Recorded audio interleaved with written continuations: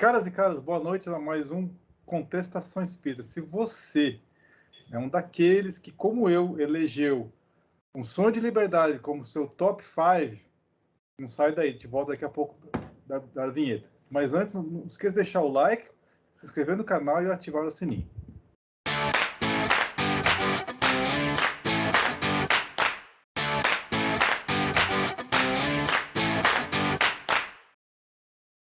Gente, é o seguinte, eu vou explorar esse... Assim, eu me dei conta recentemente, não faz muito tempo, que o filme, né, O Sonho de Liberdade, só lembrando, né, ele é o protagonista é o Tim Robbins, né? O coadjuvante, que tão bom quanto ele, é o Morgan Freeman. E se vocês repararem no elenco, não nos figurantes, etc., no elenco, é totalmente masculino. Ele é essencialmente masculino. Esse é um dos dados interessantes do filme. Tá? Ele é essencialmente masculino, embora assim, na casa no supermercado, no banco, enfim, tem mulheres, claro, mas em termos de diálogo, enfim, de encenação mesmo, o elenco é 100% masculino nesse aspecto. Mas não é por isso que eu tô querendo tocar, esse é só um detalhe, né, do filme. Mas, enfim, eu estava reparando que dá pra, do mesmo modo que o Alexandre trouxe aquela vez da Matrix, eu falei assim, puxa, me deu... Esse filme, com certeza, está entre os meus 5 mais, tá? Isso é um fato. Mas eu comecei a reparar de que dá para ter fazer um contraponto com o espiritismo muito grande com esse filme. E a primeira coisa que eu vou colocar aqui para na roda, crucificação. Era um castigo que os romanos, né, infligiam aos criminosos, enfim, tal. Jesus foi um deles, junto com outros dois ali, ladrões, né, ali no Gólgota. Mas vocês sabiam que carregar a sua cruz não é algo novo? Não foi Jesus, assim, não foi óbvio, foi imortalizado por Jesus. Mas carregar cruz é algo que já estava nas Escrituras.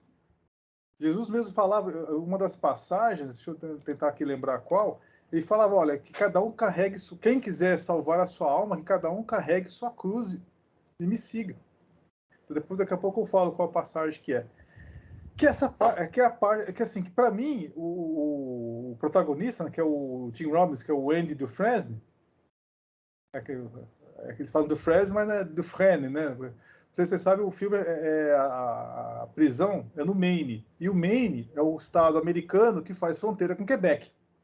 Então, se tem um lado assim que é mais francês dos Estados Unidos, é justamente o Maine, que é onde supostamente se passa o filme. Tá, Só lembrando, ele é aquele banqueiro, tá? Que é condenado à prisão, não sei se é perpétua, enfim, não lembro agora, pelo suposto assassinato da mulher deles e o amante, que é o instrutor de tênis, é uma coisa assim, enfim, tá? Mas não fica claro se foi realmente ele ou não. Dá-se entender ao longo do filme que não foi ele lá na frente, tal. Todas um mega spoiler aqui para quem não assistiu o filme, mas tudo bem. Tá? Dá a entender que não foi ele. Ou seja, ele carregou uma cruz. E a pergunta é: todos nós estamos destinados a carregar cruzes, uma vez estando aqui nessa prisão de carne? Yes, nós estamos. Eu acho que o momento agora é justamente esse que a gente está vivendo. Eu não sei. Claro que a gente tem que ter as devidas proporções, né? Obviamente que o que a personagem passa no filme, né? O que dá a entender é justamente alguém que foi condenado injustamente, né? E a gente não tem como dizer, né? Isso é realmente, como o Alexandre falou, uma característica do Stephen King também, né? Ele coloca o Maine, todos os personagens dele são no Maine, né? Ele usa o estado, as histórias do Stephen King são do Maine, e o legal do Stephen King é que ele traz personagens muito humanos, né? Assim, no sentido de não um herói, mas aquele que tem tanto defeitos quanto qualidades, né? Não é aquele herói bonitinho ali que faz. E o que a gente percebe ao longo do filme é que ele, apesar dele passar por uma situação muito difícil, ele não deixou isso dominar ele, né? Então, eu acho que a questão é essa, por mais que a gente esteja aqui passando por coisas difíceis, né? E é lógico que a gente, não estou falando da gente pessoalmente, porque graças a Deus a gente tem uma vida até privilegiada perto das outras pessoas, a gente tem que colocar isso em pauta, mas eu quero dizer assim, né? Tanta gente passa por tanta coisa e a forma como a gente vai encarar isso vai fazer a total diferença da gente ou aprender com isso ou afundar com isso, né? Isso vai ser uma âncora ou vai ser uma boia, né, que vai te salvar. Então, tudo isso depende de como você encara, né? Mas sim, eu acho que a gente está, talvez até pela nossa condição espiritual, a gente não tenha cruzes tão grandes como né, porque a gente não aguenta. Mas todo mundo vai ter seu período aí de crucificação, sim.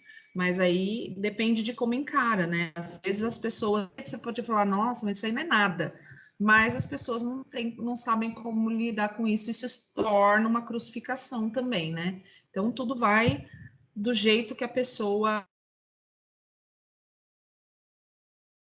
faz parte da nossa condição humana, dessa evolução, né?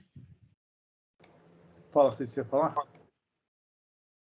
Não, eu acho também a sensação que eu tenho, e parafraseando a Cláudia, é uma figura de linguagem. Eu acho que cada um de nós aqui está carregando sua cruz, e a impressão que dá é que ela fica cada vez mais pesada, porque a sensação de que o mundo está piorando é cada vez maior. Mas aí, qual é o tamanho da cruz de cada um? Nós estamos com o tamanho certo? Então somos subdimensionados, superdimensionados? Ou então a gente está cansado mesmo? Diz a lenda que Deus não dá uma cruz maior que a gente possa carregar, né? E Então, diz acredito que. e diz o Adoniran Barbosa também, que Deus dá o frio conforme o cobertor. Exatamente. E eu acredito que o dimensionamento da prova ele é proporcional à capacidade de cada um. Muitas vezes a gente vê, né, provas extremamente árduas, por exemplo, no caso do próprio filme, né, uma pessoa que em teoria foi condenada injustamente a passar o resto de sua vida dentro da prisão por um crime que não cometeu, é uma pena grande, principalmente nas condições que se apresentava a cadeia, né? Que não era um parque de diversões, diga-se de passagem, né? Então, pela história lá, praticamente uma pessoa morria por semana lá por conta das desavenças internas entre os detentos e também dos cuidados que os guardas tinham com todos, né? Então era um grande desafio. Mas resgatando aí um pouquinho e sem querer dar spoiler, né, sobre o filme,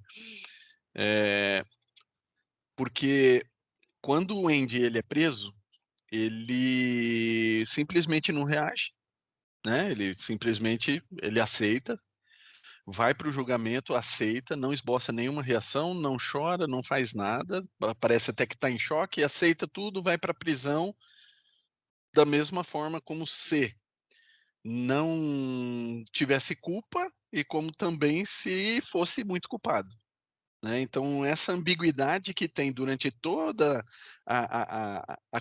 o contar da história é que ela leva a gente a pensar, realmente ele era culpado ou ele era inocente. Mas uma coisa que me chama a atenção, por exemplo, é pelo fato ele estava sendo traído, a esposa e o amante foram mortos, e até um determinado momento do filme dá a impressão que ele se delicia com isso.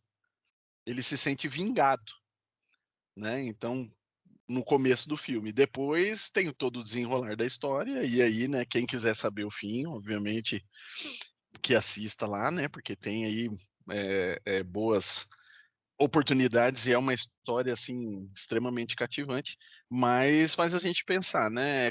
Ele é inocente ou ele é culpado?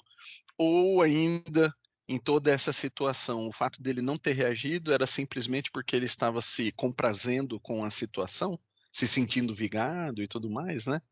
Então acho que é um filme que abre muitas portas de raciocínio, muitas portas de pensamento aí, né? Dá para fazer muitas ilustrações e alusões. Mas Então, mas não, ele não ele não era, ele não demonstrava nenhuma reação num sentido externo, mas internamente ele já estava planejando tudo, né? Então, perceba, a questão ele teve assim, talvez um grau de entendimento que fazer qualquer tipo de não aceitação para aquela situação só ia piorar a situação dele. O que ele podia fazer? O que estava ao alcance dele? Nem que fosse uma colherada por dia, mas ele não deixou de fazer alguma coisa, né? Então, ele vai para um lado totalmente racional e um lado planejando tudo. Ele é muito. metódico. E então, isso mostra que em nenhum momento ele aceitou a situação. Resignação ou prazer? Então, Então, aí esse é que o tá. ponto. Esse é o ponto. É só fazer um. Resignação, não. Antes Eu de não você. chamaria de resignação, porque se fosse resignação, ele não tentaria o que ele tentou fazer. Eu acho que ele aceitaria e tudo bem. Agora, o fato dele nunca ter se conformado com a situação e tentar mudar, e a gente pode pensar em outras qualidades que ele tem nesse sentido, né? Principalmente da questão da inteligência. Fala, Cid, levantar a mão aí. Depois eu vou ter que dar um spoiler, é inevitável hoje. Spoiler de um filme de 25 anos não é spoiler. Não, eu falei da cruz, né? E eu acho que longe de mim, a gente está falando de novo figurativamente aqui, longe de mim comparar com quem está preso, porque eu considero que isso é uma cruz muito, muito, muito, muito mais pesada do que qualquer coisa que eu passaria na vida. Outro aspecto que eu acho, por exemplo, a gente está falando do mercado americano. O mercado americano é o que mais tem presos no mundo, são 2,5 milhões de pessoas. E tem documentários falando sobre isso, que é uma indústria, né? É quase que um pasto, assim, as empresas ganham para manter as pessoas lá, então o sistema todo ele é feito para que o cara não se recupere, apesar de lá as condições serem infinitamente mais dignas do que as que a gente tem aqui, por exemplo. E reflexionando sobre o episódio, eu acho que não é resignação. Eu acho que essa reação normal que a gente tem da negação, né? Então, por exemplo, se você é pego em flagrante criminal, a sua primeira reação e toda a sua conduta é de negar que você estava lá. Tá aí o O.J. Simpson que não nos deixa mentir. E eu acho que isso é uma sabedoria. Eu provavelmente seria esse cara, que, do tipo, lutar ali no momento em que está sendo preso e julgado, a luta não está ali. No meu modo de ver, a luta pela culpa ou pela inocência, ela é inútil se você considera só aquele momento como um momento capital, entende?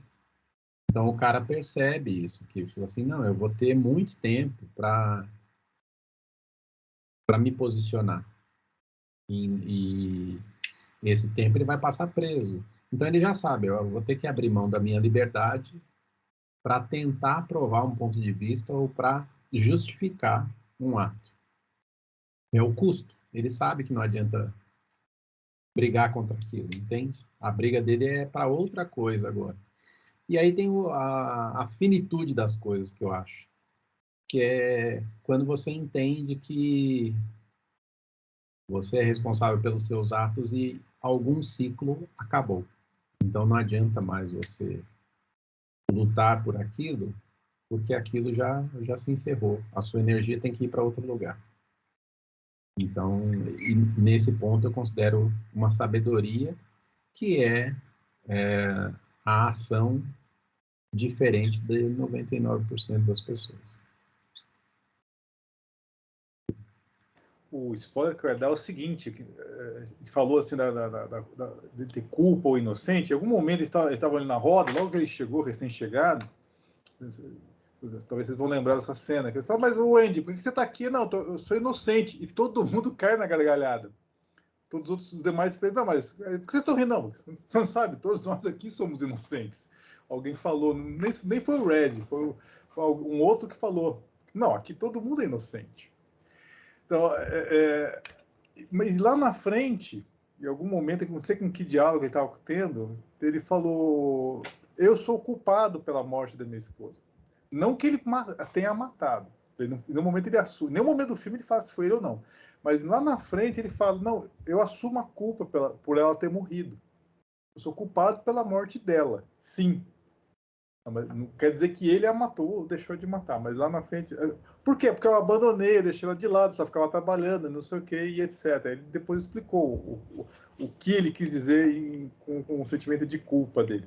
Mas voltando aqui para... Assim, eu quero fazer um contraponto com o espiritismo. A gente também, quando a gente vai reencarnar, faz aquele famoso plano reencarnatório, a gente sabe que se nós estamos aqui nesse planeta, nós temos culpa no cartório? E aí nós temos, assim, aí de novo, eu vou pegar os adjetivos de vocês. É resignação, não é a palavra, enfim. É resignação ou como é que vocês falaram? A outra? Esqueci agora.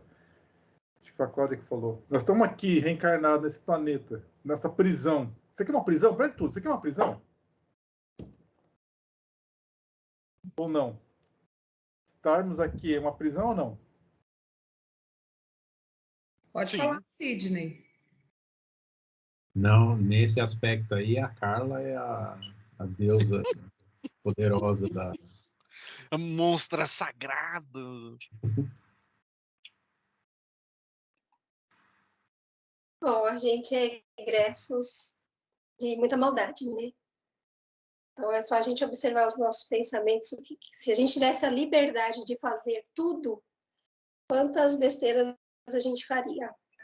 Provavelmente alguém estaria preso. Eu mesmo já estaria, porque eu já teria tirado pedra nas motos. Não pode. Coitado dos motoqueiros. Coitado que vocês não estão... Um dia eu vou filmar e vou mandar para vocês verem como é gostoso. Tá? Eu falava isso para as pessoas não acreditavam. Até vir na minha casa e ficar meia hora falar, não sei como que vocês suportam. E é um desespero. Chega domingo de manhã e só escuto os vizinhos falando, meu Deus, será que hoje vai ter? Então o pessoal fica naquela ansiedade pro mal, né? Do sofrimento.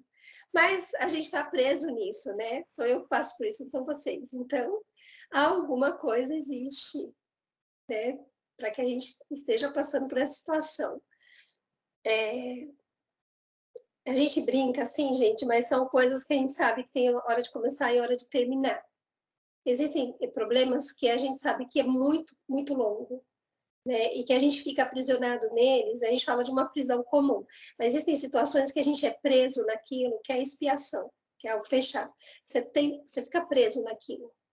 E existem duas situações, né? Ou, como vocês mesmos falaram, quando você se depara diante de uma cruz, de um problema, você mesmo vai criar mecanismos para sofrer menos. E dentro desse mundo de provas e expiações que a gente vive, porque nós vivemos e nós estamos em provas e expiações, a gente não pode esquecer disso, a gente precisa carregar a cruz para deixá-la mais leve. Então, a gente vai ter que criar mecanismo para deixar essa cruz mais leve. Porque essa cruz ela foi criada por nós, ninguém colocou, né? A gente, a única pessoa que carregou uma cruz sem necessidade foi Jesus, porque ele era puro, então dele a gente não tem o que falar. Mas todos nós somos egressos aí de uma porção de coisas que nós criamos, mas na hora de carregar a cruz, se a gente puder, a gente terceiriza, ou joga para outra pessoa, mas não dá, ela é nossa, né? E é do tamanho de cada um. Eu acredito que é como uma dívida, só que é uma dívida diferente aqui da Terra, que as pessoas ficam te cobrando quando você não tem dinheiro, às vezes, para pagar. No caso, como Cristo é misericordioso e bom, essa dívida só chega quando a gente tem capacidade de pagar. Aí que entra a nossa responsabilidade, né? Porque eu posso escolher pagar ou não. E entra o nosso livre-arbítrio. Então, se eu só reclamo, se eu quero terceirizar, se eu quero jogar, se eu não quero, estou sendo mimado, birrento, não quero assumir responsabilidade, eu posso. Mas eu só vou estar aumentando o peso daquilo. Ou eu posso pegar e falar, não, eu quero me libertar. O que eu posso fazer para me libertar disso? Até nas cadeias, a gente percebe quando o presidiário quer, ele pode diminuir a pena trabalhando, fazendo alguma coisa. Né? A gente está diminuindo aí a nossa pena, né? Porque nós somos egressos de crimes. Mas será que a gente quer? Essa semana eu estava discutindo com o Jairson, a gente estava falando do livro Missionários da Luz da Reencarnação. Ele falou, Carla, eu estou relendo, a gente está estudando esse livro de novo, e eu estou vendo uma porção de coisas que eu não tinha condições de ver quando eu li ele há muitos anos. Eu falei, é legal quando você pega um livro e vê que, né, que você tem outro entendimento da coisa. Porque ele falou assim, você vê lá, as pessoas pedem para reencarnar com problema. E aí chega aqui, elas querem mudar tudo. Elas não querem, elas não aceitam. E são coisas que elas têm confiança de que vão passar. Elas sabem que podem passar por aquilo, mas chegou aqui, mudou tudo. Né? Tem até lá no departamento, e são reencarnações muito bem planejadas, de pessoas queridas, pessoas que nos amam, que planejam tudo, que muitos deles, a não ser as reencarnações compulsórias, né, gente? Que aí o espírito não tem como mexer. Mas são pessoas que ficam ali do lado do departamento de reencarnação e interferem como que elas querem vir, elas sabem o que pode fazer, né? Então elas já vêm consciente e chega aqui e não quer, muda. Né? Eu lembro de um caso de uma moça que pediu para vir com defeito no nariz, porque ela era muito vaidosa e ela queria passar pela vida sem vaidade, né? Então ela pediu para vir com defeito para que ela lembrasse que ela queria trabalhar a vaidade dela. Será que ela conseguiu quando ela chegou aqui? Será que ela fez plástica? A gente não sabe, né? Então, assim, mas o importante é que é dado para a gente esse voto de confiança. Então, a gente vê muito a parte material, né? A gente não sabe o que vem, o que a gente carrega no espírito. E muitas vezes a gente acha que não tem potencial também. E aí tem. Hoje, na escola, tem um episódio muito triste, sabe? Tem um menino transexual. E, na hora do intervalo, ele começou a passar mal, ficou sentado lá perto do refeitório. E aí, aquele tumulto, a gente foi ver o que estava fazendo, ele teve uma crise de ansiedade bem forte. E ele estava bem bonito, ele chama Marcelo. O nome dele é Ezequiel, mas ele se denomina Marcelo. E ele estava com roupa de menina, estava com uma maquiagem muito bem feita, ele é lindo, né? Mas não falar que não é para chamar ele de ele, mas de ela. Então, ela é linda. Então, ela falou que umas meninas começaram a xingar, falar besteira para ela. E aí ela falou assim, eu não aguento mais isso. A minha vontade é ir lá e bater nelas. Porque só que eu sei da raiva que eu sinto. E eu sei também que se eu usar essa raiva, eu vou me prejudicar.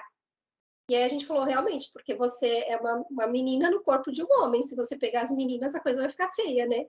Ele falou, justamente por isso que eu tô aqui. Então, eu tô chorando muito, mas só Deus para aliviar essa ansiedade dentro de mim. E aí ele começou a contar a história da vida dele. Os pais dele são evangélicos, o pai dele não aceita, fala que expulsou ele de casa. ele está morando aqui perto na casa de uma outra pessoa que aceita a condição dele. E aí todo mundo começou a conversar, falar para ele não dar atenção para as meninas, para ele viver a vida dele. Ele falou assim, eu estou vindo para a escola porque eu estou com medo de repetir de ano, e eu estou me esforçando. A gente falou, então foca nisso. Porque eu falei para ele, não é porque você é trans. As pessoas não vão gostar da gente. Vai ter gente que vai gostar de você, vai ter gente que não vai gostar. E as pessoas exigem muito da sociedade. Você é corajoso, você está saindo da sua casa vestido de mulher, não se importa com o que você gosta de você é vaidoso, né? E quantas pessoas são assim e não assumem?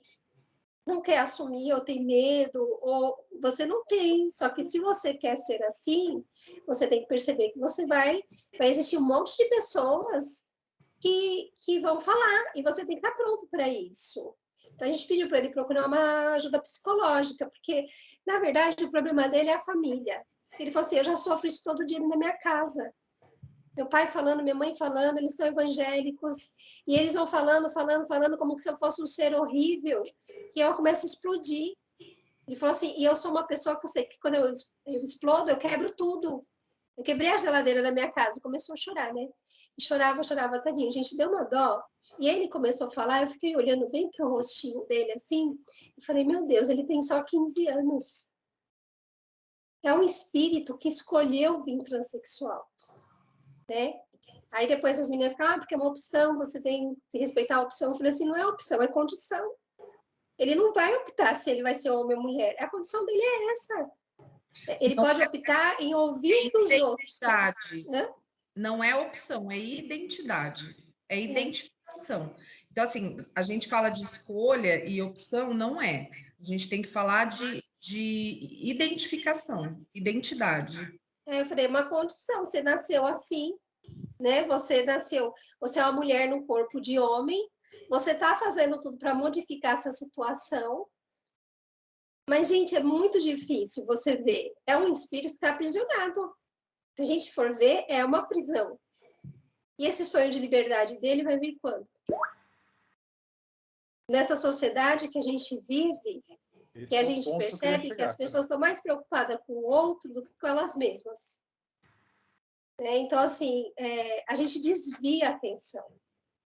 Então, assim, as pessoas que ficam xingando ele, falando dele, criticando, que não aceitam, elas estão desviando. Então, eu falei para ele assim, vive com integridade com a vida, né? Você já tem coragem, né? Que já é um ponto forte seu, de sair da forma que você quer viver, de mudar teu nome, né? O que você precisa é cuidar dessa tua ansiedade, dessa sua angústia. E isso você tem que procurar um tratamento psicológico, porque não é fácil para você. Eu falei não é fácil, muitas vezes, a gente viver numa condição que a gente não quer, que a gente não aceita, né? E eu não estou falando da sua sexualidade, estou falando de quem é rico e mora na favela, que acha que é rico, pessoas que fantasiam, gente. Eu conheço pessoas que não aceitam a própria condição, que precisa passar pela pobreza, que faz tudo e não consegue sair da pobreza. Enquanto existem pessoas que são pobres, mas que não se importam de ser pobre, que gostam de ser pobre, pessoas que são doentes e que sabem lidar bem, viver bem com a doença. Você pega duas pessoas que têm câncer, tem gente que só reclama, xinga, fica o dia inteiro revoltado, por que Deus fez isso, querendo que o mundo conserte aquilo, sendo que a pessoa precisa passar por aquilo. E pessoas que sabem passar muito bem. Eu vejo meu tio está todo com câncer, está com pé de garra, sequela de poliomielite, tem problema no intestino desde que nasceu, cheio de problema, um pouquinho que ele melhora, ele fica no hospital. Um segundinho que ele melhora, ele já começa a fazer as coisas, ele já começa a mudar, ele já começa a viver como se ele não estivesse doente. E gente que é totalmente saudável e que vive se arrastando.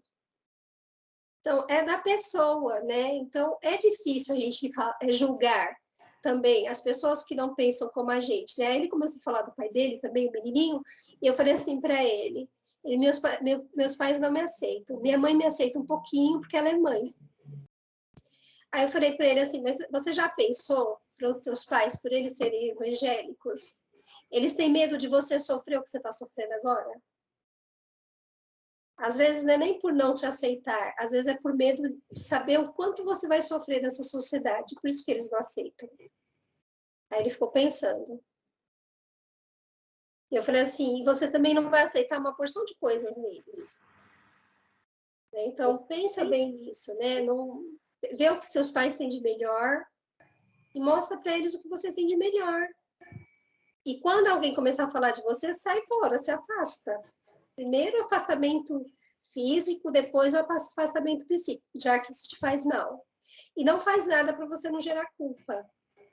Porque muitas vezes numa situação ruim, uma situação que a gente não sabe lidar, a gente se torna agressivo. Né? Igual ele queria bater nas meninas. Então ele falou assim, mas se eu bater nelas, depois vai ficar pior para mim. Eu falei, então, pelo menos tem essa consciência, né? Mas aí ele falou, mas a minha vontade é pegar elas e bater. Então, isso, se começar a acontecer repetidamente, com certeza ele vai partir para agressão, entendeu? Então, é muito difícil a gente falar quando a gente não está na pele da pessoa, a gente não está vivenciando aquilo. Mas é uma situação muito triste. E o que eu percebo hoje em dia são pessoas que estão se preocupando demais com a sexualidade do outro. Demais, gente. Porque agora eles estão se mostrando, né? Eles não estão se escondendo, né? E eu nem lembrava do filme, né? Mas eu fiquei olhando e falei, meu Deus, ele está aprisionado. Né? É uma prisão. Tem outros que vivem isso e nem se importam, né? Aí eu cheguei em casa, falei para minha mãe, aí tem um amigo nosso que é trans também, ele sofre bastante, aí minha mãe falou assim, outro dia o André estava aqui e ele começou a chorar muito porque o sonho dele é casar. Ele quer casar. Então, não é só depois que você se veste de mulher, depois que você vive a vida que você quer como mulher, então os outros sonhos que a pessoa tem, casar, ter filhos, né? Será que a sociedade está pronta para isso?